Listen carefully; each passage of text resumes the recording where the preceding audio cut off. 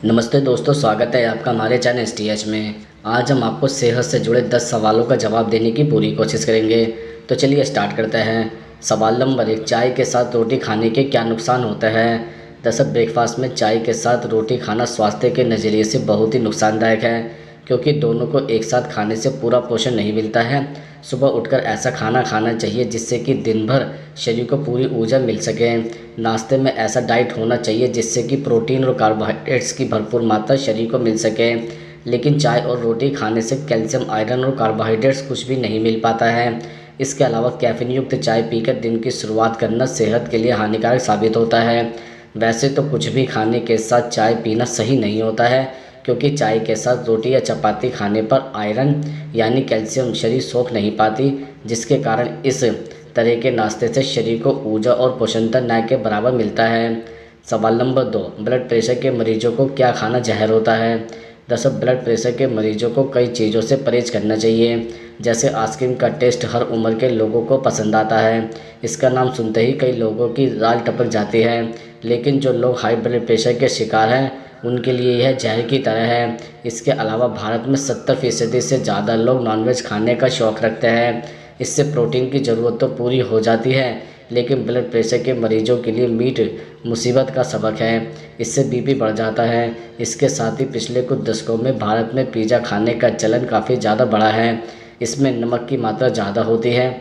याद रखें, सोडियम युक्त भोजन हाई बीपी के पेशेंट के लिए बिल्कुल भी अच्छा नहीं है। इसे खाने से ब्लड प्रेशर बढ़ जाता है। इसके अति मीठा खाने का शौक़ भला किसे नहीं है, लेकिन ब्लड प्रेशर के मरीजों को चीनी से बनी डिशेस खाने से बचना चाहिए। आमतौर पर लोग खाने के बाद ऐसा करते हैं।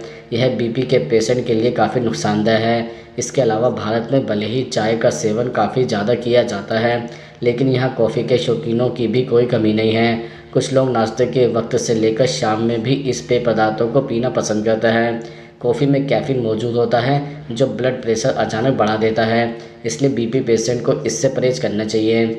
सवाल नंबर 3, सोयाबीन को सबसे ताकतवर क्यों माना जाता है? दरअसल सोयाबीन में काफ़ी मात्रा में प्रोटीन पाया जाता है। यह अंडे, दूध और मांस में पाए जाने वाले प्रोटीन से भी ज़्यादा होता है। इसमें vitamin B complex, vitamin E, minerals और अमीनो एसिड पर्याप्त मात्रा में पाया जाता है, जो शरीर की विभिन्न कोशिकाओं या आवश्यकताओं की पूर्ति करने के अलावा कई तरह के रोगों के उपचार में काफ़ी कारगर होता है। सोयाबीन का सेवन कोशिकाओं के विकास तथा क्षतिग्रस्त कोशिकाओं की मरम्मत करता है। सोयाबीन का सेवन मानसिक संतुलन को बेहतर बनाकर दिमाग को तेज करने का काम करता है। सोयाबीन का सेवन दिल के रोगों में भी काफ़ी फायदेमंद होता है।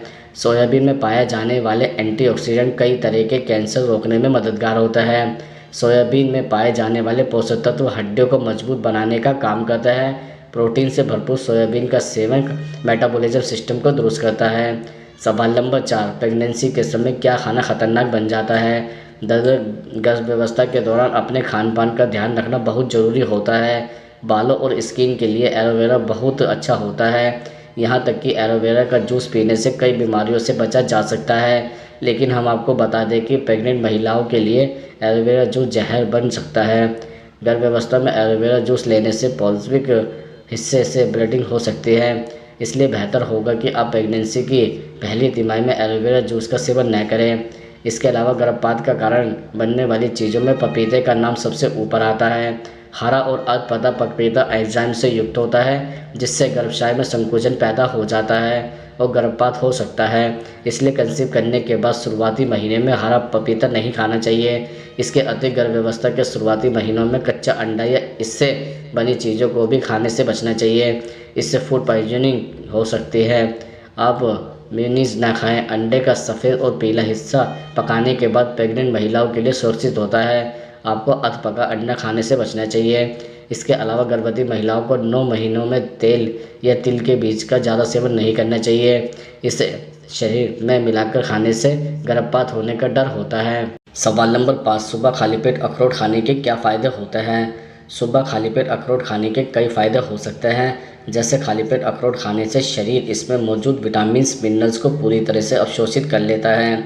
इससे शरीर के अखरोट में मौजूद सभी पोषक तत्व आसानी से मिल जाते हैं। इसके अलावा सुबह खाली पेट अखरोट खाने से पाचन तंत्र मजबूत होता है। अखरोट खाने से कब्ज की समस्या दूर होती है। अखरोट में फाइबर की मात्रा अधिक होता है। फाइबर भोजन को पचाने में आंतों की मदद करता है। इससे मल नरम बनता है, मल त्याग में आसानी होती है।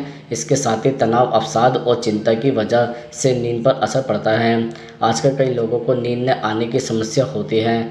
ऐसे में आप अखरोट का सेवन कर सकते हैं। अखरोट खाने से तनाव दूर होता है और नींद काफ़ी अच्छी नहीं आती है।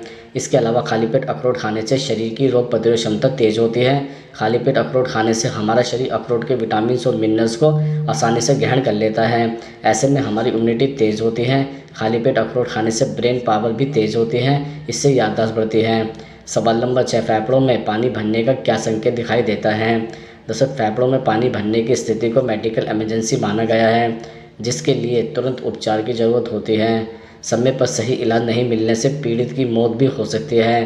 फेफड़ों में पानी के कई संकेत हो सकते हैं, जैसे आपको सांस लेने में दिक्कत, कफ में खून आना, दिल की धड़कन बढ़ना, त्वचा का ठंडा होना, सांस लेते समय घबराहट या हांफना, थकान, बेचैनी, चिंता और पैरों और शरीर के अन्य हिस्सों में सूजन आदि शामिल है। फेफड़ों में भरे तरल को सुखाने के लिए आप कुछ तरीके आजमा सकते हैं। इसके अलावा फेफड़े में पानी भरने की बड़ी वजह दिल के रोग भी हैं, लेकिन अन्य कारणों में भी फेफड़ों में द्रव जमा हो सकता है।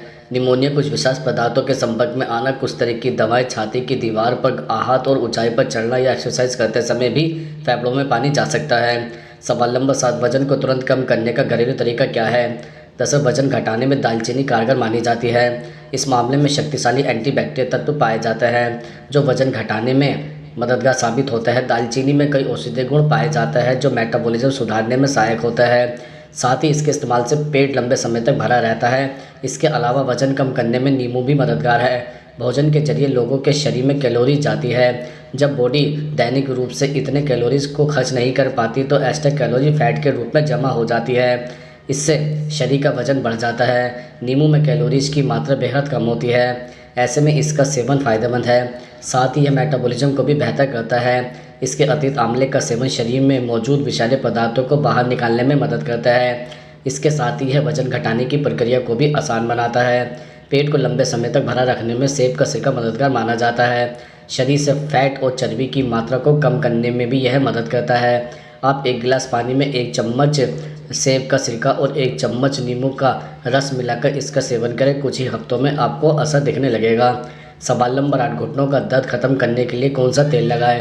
दरअसल घुटनों के दर्द को जड़ से ख़त्म करने के लिए आप कई तरह के तेल का इस्तेमाल कर सकते हैं, जैसे सरसों का तेल घुटने के दर्द सहित आपके शरीर की सभी तरह की बीमारियों को ठीक करने में बहुत फ़ायदेमंद है। यह घुटनों के आसपास की नसों में रक्त के प्रवाह को प्रोत्साहित करने और मांसपेशियों और जोड़ों में दर्द को कम करने में मदद करता है। आप सरसों का तेल नियमित तौर पर गर्म करके लगाएं। इसके अलावा घुटनों के दर्द के इलाज के लिए नारियल का तेल फायदेमंद हो सकता है। इसमें एंटी इन्फ्लेमेटरी और एनाल्जेसिक गुणों के साथ साथ लॉरिक एसिड का उच्च स्तर होता है जो आपके घुटनों के दर्द को कम कर सकता है। यह तेल मांसपेशियों में तनाव और जोड़ों में सूजन से राहत दिलाने के लिए अच्छा है। गर्म जैतून के तेल की मालिश दर्द को कम करने में मदद करती है और गठिया जैसे रोगियों के लिए राहत प्रदान करती है। सवाल नंबर 9, शादी के बाद हनीमून पर जाना जरूरी क्यों होता है? क्योंकि नंबर 1, शादी का मतलब ही धमाल और मस्ती से है। यह वो वक्त होता है जब आप अपने पार्टनर को इस बात का भरोसा दिलाते हैं कि आप जीवन भर उसका साथ तो हाथ नहीं छोड़ेंगे। इस जश्न को सेलिब्रेट करने का सबसे अच्छा तरीका है कि आप अपने पार्टनर के साथ कुछ वक्त बिताएं। इसके लिए हनीमून से बेहतर कुछ नहीं है। नंबर 2, अपने बेहद व्यस्त समय से कुछ वक्त निकालकर पार्टनर के साथ वक्त बिताना एक बहुत अच्छा आइडिया है। इससे आपको 2 लोगों के बीच शारीरिक और मानसिक लगाव बढ़ता है। एक दूसरे के साथ वक्त बिताकर आप दोनों एक दूसरे को बेहतर तरीके से समझ पाएंगे। नंबर 3, जब आप घर परिवार और दोस्तों से दूर सिर्फ एक शख्स के साथ होंगे तो आपका पूरा ध्यान उसी पर होगा। यही वो वक्त है जब आप दोनों एक दूसरे की पसंद और नापसंद की दूसरी बातों को जान सकते हैं। नंबर 4, शादी के बाद पहली बार आप दोनों साथ ही जा रहे हैं। यह वो यादें होंगी जिन्हें आप हमेशा सजो कर रखेंगे। नंबर 5, शादी की भागदौड़ में थकावट हो ही जाती है। ऐसे में हनीमून पर जाना एक बहुत अच्छा आइडिया है जहां से लौटकर आप खुद बिल्कुल फ्रेश महसूस करेंगे। सवाल नंबर 1, पुरुषों को अश्वगंधा खाने से यौन इच्छा क्यों बढ़ती है? क्योंकि नंबर 1, शीतपतन पुरुषों को होने वाली एक सामान्य यौन समस्या है। इसमें शारीरिक संबंध बनाने के दौरान ऑर्गेज्म से पहले ही स्पर्म निकल जाता है। आज हर उम्र के पुरुष इस समस्या से परेशान रहते हैं। अगर शारीरिक संबंध बनाने के 60 सेकंड में ही वीर्य निकल जाता है तो आपको शीघ्र पतन की समस्या हो सकती है। अगर आप भी इस समस्या से परेशान हैं तो इसके लिए अश्वगंधा का सेवन कर सकते हैं। शीघ्र पतन की समस्या को ठीक करने के लिए अश्वगंधा बेहद कारगर माना जाता है। आप नियमित रूप से इसका कैप्सूल या चूर्ण ले सकते हैं। नंबर 2, शीघ्र पतन के अलावा पुरुषों में स्पर्म काउंट की कमी की समस्या भी देखने को मिल रही है। इसका सबसे सामान्य कारण आजकल की खराब और तनावपूर्ण जीवन शैली है। यह महिलाओं के साथ ही पुरुषों के स्वास्थ्य पर भी बुरा असर डालता है। कई पुरुषों को शुक्राणुओं की संख्या बढ़ाने में से भी परेशान रहते हैं। एक पुरुष के शरीर से प्रति सेकंड 1500 शुक्राणु बनते हैं, लेकिन कुछ पुरुषों का इतनी मात्रा में शुक्राणुओं का निर्माण नहीं हो पाता है। ऐसे में अगर आप इस समस्या से परेशान हैं तो इसके लिए अश्वगंधा का सेवन कर सकते हैं। इसके सेवन से आपके स्पर्म काउंट की संख्या तेज़ी से बढ़ेगी और साथ ही इनकी गुणवत्ता में भी सुधार होगा। नंबर 3, पुरुषों में टेस्टोस्टेरोन हार्मोन का संतुलन में रहना बेहद ज़रूरी होता है। इसके असंतुलित होने पर पुरुषों में कई तरह की स्वास्थ्य समस्या होने लगती है। इसका सीधा असर पुरुषों की सेक्सुअल लाइफ पर पड़ता है। इसकी सेक्स हार्मोन में कमी होने से पुरुषों में यौन इच्छा कम होने लगती है। इसलिए आपको अपने टेस्टोस्टेरोन हार्मोन को बढ़ाने के लिए अश्वगंधा का सेवन किया जा सकता है। नंबर 4, तनाव, चिंता और टेस्टोस्टेरोन हार्मोन की कमी होने पर पुरुषों में यौन इच्छा या यौन डिजायर में कमी आने लगती है। ऐसे में अश्वगंधा का सेवन करना लाभकारी साबित हो सकता है। अश्वगंधा के सेवन से तनाव, चिंता दूर होती है, साथ ही टेस्टोस्टेरोन हार्मोन भी बढ़ता है, जिससे यौन इच्छा बढ़ती है।